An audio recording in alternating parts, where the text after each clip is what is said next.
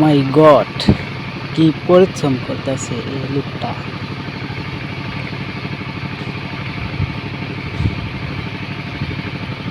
একদম পুকুরের মাঝখানে ঘেরে পড়ছে অর্ধেকখানে, তার মাজা হুমান।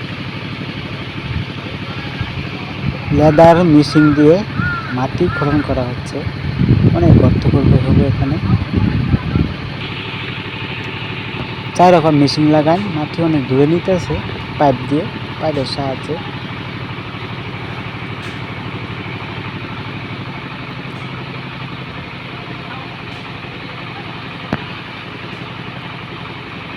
এখানে মাছ চাষ হবে অনেক, বিশাল বড় একটি পুকুর খোদা হচ্ছে।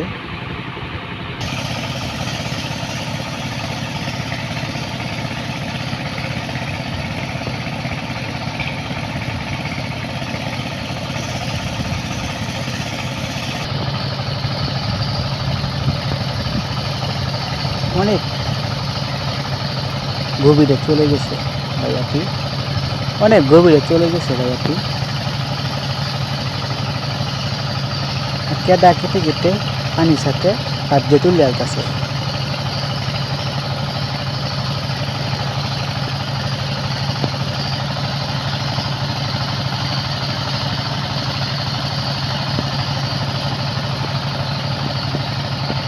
বিশাল বড় একটি পুকুর, সেই পুকুরের চতুর্দিকে মেশিন লাগানো।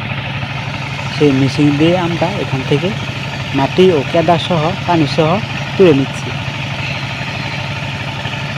একদম বাইকটি মাঝখানে দাঁড়ানো রয়েছে।